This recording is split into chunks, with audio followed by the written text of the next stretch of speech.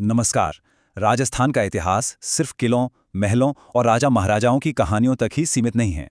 इसका एक बहुत बड़ा हिस्सा उन किसानों के संघर्षों से लिखा गया है जिन्होंने अपनी मिट्टी और अपने सम्मान के लिए जालिम व्यवस्थाओं से टक्कर ली। आज हम इतिहास के ऐसे ही एक सुनहरे लेकिन संघर्ष भरे पन्ने को पलटेंगे जिसका नाम है बेगू किसान आंदोलन। ये एक पूरा विश्लेषण होगा जो हर उस पहलू को छुएगा जो परीक्षाओं के लिए जरूरी है। तो चलिए शुरू करते हैं। तो चलिए फटाफट देखते हैं कि आज हम इस पूरे आंदोलन को किस तरह से समझने वाले हैं। सबसे पहले हम इसकी पृष्ठभूमि और वजहों को जानेंगे, फिर इसकी पूरी टाइमलाइन को समझेंगे, इसके नायक और बाकी किरदारों से मिलेंगे, फिर देखेंगे कि आखिर इस आंदोलन से हासिल क्या हुआ, और आखिर में कुछ जरूरी सवालों की प्रैक्टिस करेंगे और एक क्विक रिवीजन के साथ इस पूरी कहानी को समेटेंगे।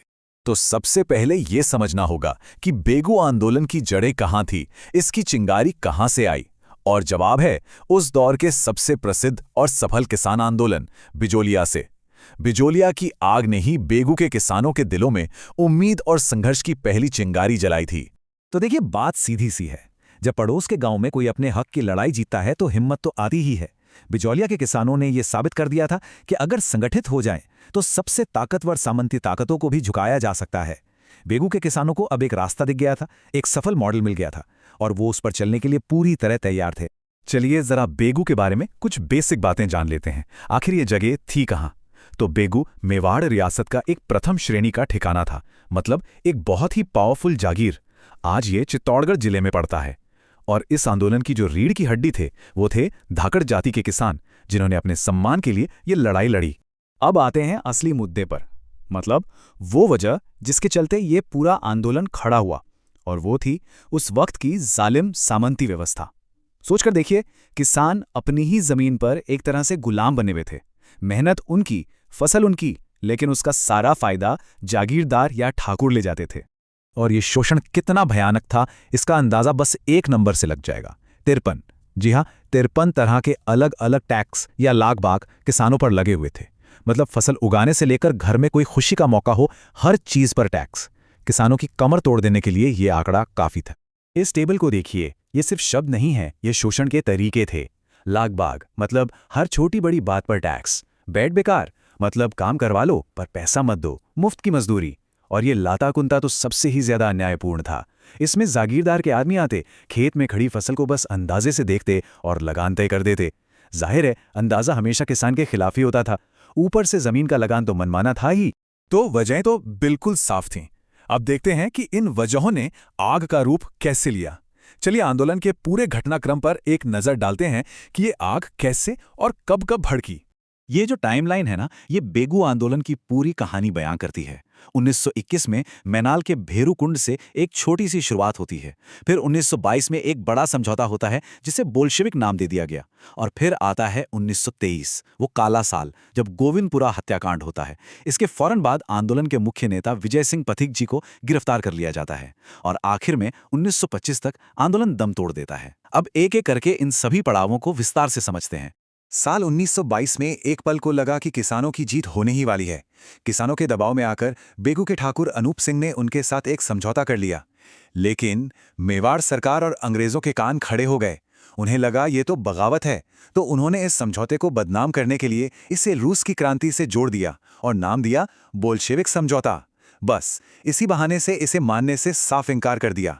अब समझौता तो रद्द कर दिया, लेकिन जनता को दिखाने के लिए कुछ तो करना था। तो सरकार ने एक जांच आयोग बना दिया। इसका हेड बनाया एक अंग्रेज अफसर मिस्टर ट्रेंच को। पर किसान भी समझदार थे। उन्हें पता था यह सब दिखावा है, इससे इंसाफ नहीं मिलेगा। उन्होंने साफ कह दिया, हमें इस आयोग पर कोई भरोसा नहीं, और इसका पूरी तरह से बायकॉट किया। और ये तारीख 13 जुलाई 1923, इसे बेगू किसान आंदोलन के इतिहास में कभी भुलाया नहीं जा सकता। ये वो दिन था जब क्रूरता की सारी हदें पार हो गईं। गोविंदपुरा गांव में किसान शांति से अपनी बात रख रहे थे, एक सभा कर रहे थे, और तभी मिस्टर ट्रेंच अपनी टुकड़ी के साथ वहां पहुंचता है और बिना किसी चेतावनी के उन निहत्थे लोगों पर गोली चलाने का आदेश दे देता है।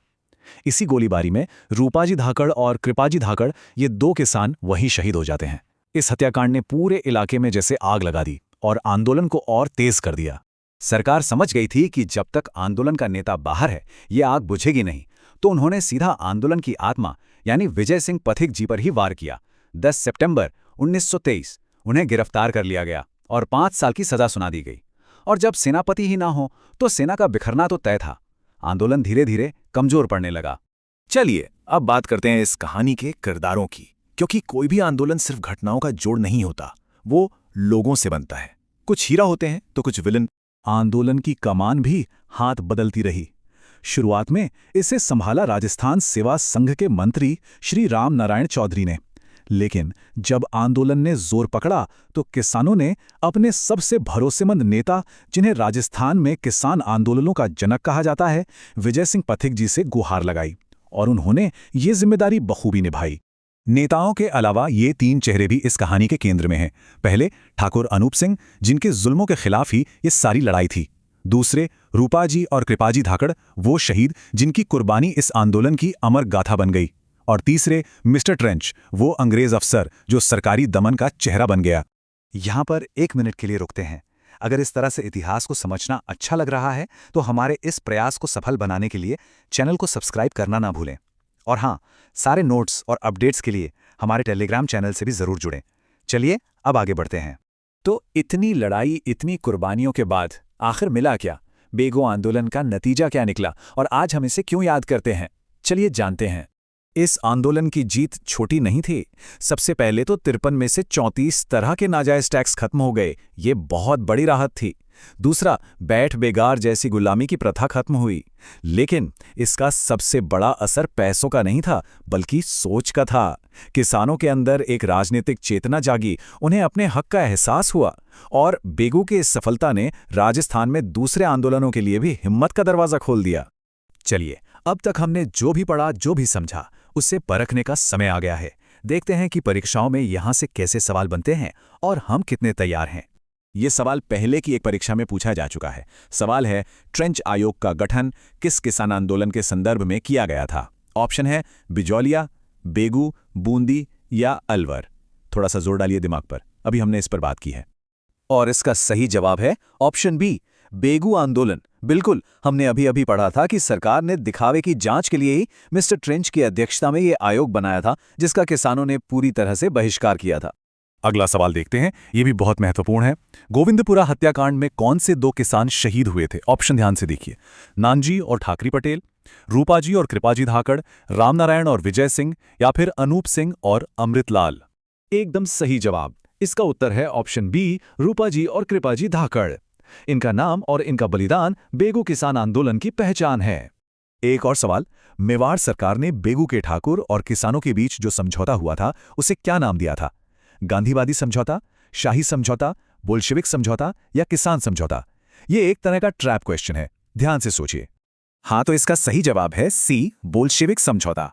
सरकार ने जानबूझकर यह नाम दिया था ताकि किसानों के आंदोलन को एक खतरनाक क्रांति के रूप में पेश किया जा सके और उसे कुचलने का एक बहाना मिल सके। चलिए, अब जाने से पहले एक काम करते हैं, पूरे टॉपिक का एक सुपर फास्ट रिवीजन, ताकि सारे इंपॉर्टेंट फैक्ट्स दिमाग में एकदम सेट हो जाएं और कभी ना भूलें। तो फटाफट देखते हैं। शुरू हुआ 1921 में भेरुकुंड से, जिला चित्तौड़गढ़, प्रेरणा बिजौलिया आंदोलन से, वजह लाग बाग बेगार, शुरुआती नेता राम नारायण चौधरी, बाद में आए विजय सिंह पथिक। ठाकुर कौन था? अनूप सिंह। समझौता बोल्शेविक समझौता। आयोग ट्रेंच आयोग। हत्याकांड गोविंदपुरा 13 जुलाई 1923। शहीद रूपाजी और कृपाजी धाकड़ और आंदोलन खत्म हुआ 1950 में। बस इतना याद रखना है। और आखिर में बस एक सवाल छोड़कर जा रहा हूं कि रूपाजी और कृपाजी का बलिदान आज भी हमें क्या सिखाता है? ये लड़ाई सिर्फ कुछ टैक्स कम करवाने की नहीं थी, ये लड़ाई थी अन्याय के खिलाफ, अपने आत्मसम्मान के लिए। उनकी कहानी हमें याद दिलाती है कि हक मांगने से नहीं मिलते, उन्हें लड़कर हासिल करना पड़ता है। इसी विचार के साथ आज की चर्चा यहीं समाप्त करते हैं। धन्यवाद।